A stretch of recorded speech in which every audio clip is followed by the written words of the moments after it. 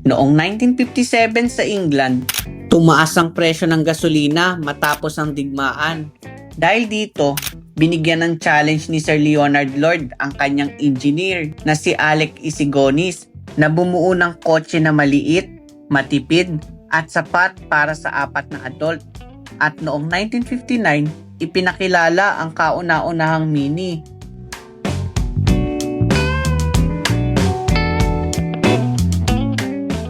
Noong 1961, nakita ni John Cooper, isang kilalang car designer at racing legend, ang potensyal ng Mini bilang performance car. Pinahusay niya ang handling, power at braking. At dito ipinanganak ang unang Mini Cooper, isang maliit na kotse pero race-ready machine.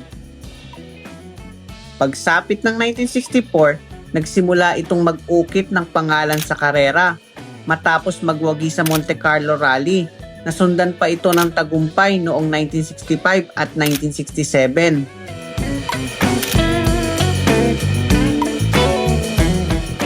Hindi lang sa karera nakilala ang Mini.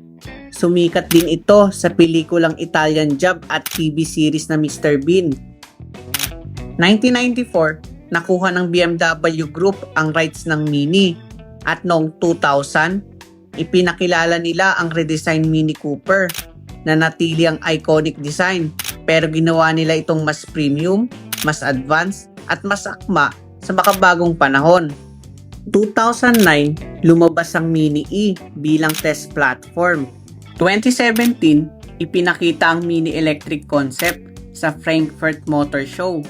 At noong 2019, inanunsyo ang Mini Cooper SE, ang kauna-unahang mass-produced full electric mini hatchback. September 2024, opisyal nang ipinakilala sa Philippine market ng Auto Hub Group ang pinakabagong Mini Cooper SE. Kaya ngayon, ibibida natin sa episode na to.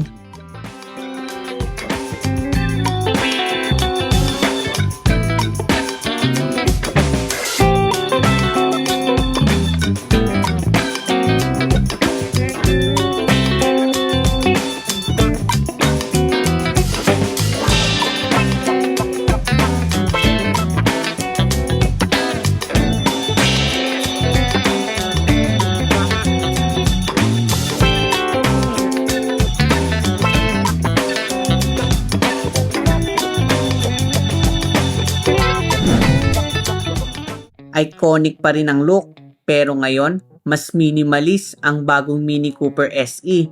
May hexagonal black off front grille at yellow S logo. Isa sa palatandaan kung electric ba o combustion engine ang isang Mini Cooper. Nandyan pa rin ang round LED headlights, adaptive pa, at may iba't ibang trim option.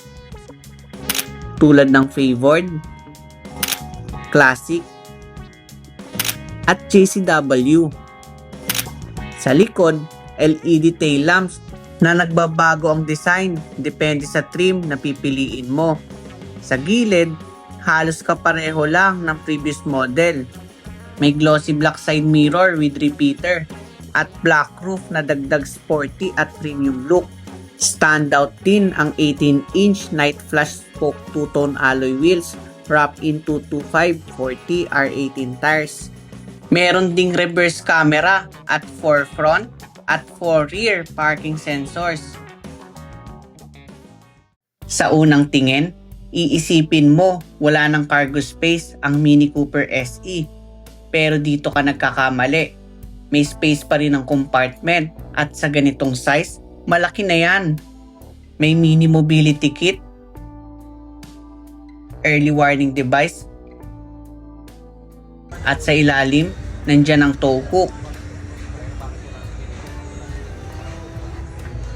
LED na rin ang trunk light at kung bitin ka pa rin sa space, pwede mong itupi ang second row. Hindi nga lang totally flat, pero dagdag space pa rin. Under the hood, pure electric power. Meron itong 218 horsepower at 330 Newton meter of torque paired with 1-speed automatic transmission. Ang 0 to 100 in just 6.7 seconds. May top speed na 170 km per hour habang ang driving range ay umaabot ng hanggang 401 kilometers. Kung i-charge mo naman ito sa 95 kilowatts DC charger, tumatagal lang ng 30 minutes from 10 to 80% battery charge. Pero kung AC charger naman ang gagamitin, around 5 hours and 15 minutes para ma-full charge. At dahil modernong Mini ito, loaded with safety features. Meron kang collision warning, lane departure warning, lane change warning, crossing traffic warning, exit warning, active cruise control with lane keeping, at speed limit assistant. Pwede mo ring i-update ang Mini app para sa dagdag features. Sa loob ng Mini Cooper SE, mararamdaman mo agad ang premium interior. Ibang level kasi ang unique at playful design, mula sa dashboard na may ambient lighting hanggang sa kakaibang heads-up display. Dito pa lang, ramdam mo na ang next level driving experience, lalo na sa city drive. Sa gitna, stand out ang 9.5-inch circular OLED infotainment system. Iconic at kompleto na halos lahat ng features, kasama ang dual zone automatic climate control, driver assistant, at navigation with special feature. Kasi makikita mo ang mga available charging station, kaya hindi ka mahihirapan pag inabot ka ng lowbat. Kung mahilig ka naman sa music, hindi ka mabibitin dahil naka-Harman Kardon ang sound system dito. Minimalist ang lower console. Nandito ang gear shift lever, start button, drive mode selector, 12-volt socket,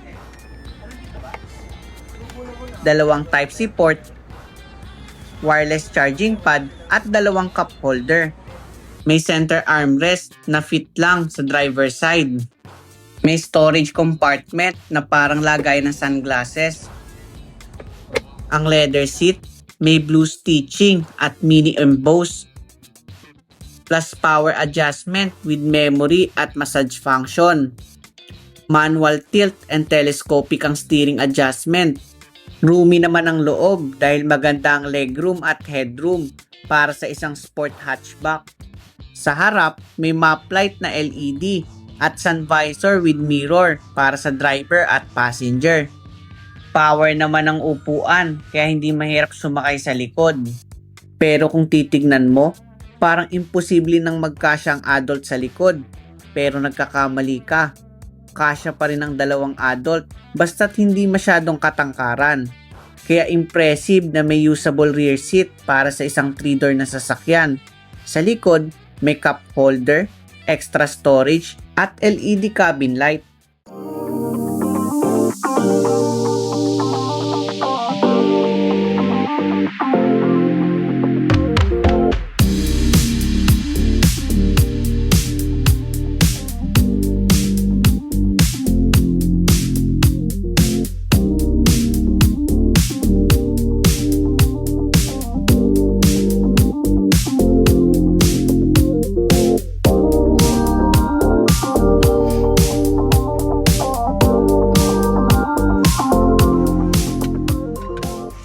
So ngayon, susubukan natin tong Mini Cooper SE na 3-door. So, alamin natin ano bang performance ang iniba ng Mini Cooper.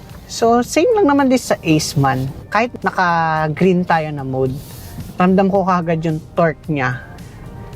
Which is nagustuhan ko kasi impressive siya sa ganitong size na ganun yung performance niya pagdating sa hatak. Para sa akin, okay naman yung green eh. Ramdam ko yung sa ano niya, power. So yung suspension niya, napansin ko, almost the same lang din siya sa Aceman. So kung nasubukan niyo yung Countryman, mas maganda yung suspension nun. Pero ito, sakto lang, medyo firm aside lang siya. Pero okay naman siya sa ganitong size. Oh, ang ganda rin banatan din tong green. So steering wise, same lang din naman sa Aceman na pagkamalambot. So ngayon, switch natin siya ng go-kart. Kagaya sa Aceman, may tunog din siya kada palit nyo ng driving mode, which is okay siya. So sa go-kart, medyo stiffer yung steering niya, nagbabago siya. Yun yung power nyo. Rinig niyo yung sounds niya, may fake sound siya. Ganun yung mga electric ng mga Mini kapag naka-go-kart. So impressive yung brakes nito, ang lakas. Saka kagaya nga ng ibang Mini, sensitive din yung mga safety feature nito. Madedetect niya kagad yung mga may sumusulpot na mga motor, especially dito sa Metro Manila. Para sa akin, mas gusto ko yung steering nitong go-kart. Gusto ko yung medyo firm ng konti. Para kahit banatan mo ng banatan, alam mo stable ka sa high speed. May confident ka. So yung differences niya from Green, mas aggressive yung braking system ng Core, mas sensitive siya, pero hindi ka naman susubsob. Yun yung isa pang advantage niya. Pero kung more on city driving, okay na sa Green to kasi hindi naman siya bitin eh. So ngayon, subukan natin yung Core. Ito yung pinaka-normal mode nitong Cooper SE. Yung difference naman niya from Green, ramdam mo lang na pigil yung Green pag nagta-throttle ka na, pero dito, sakto lang.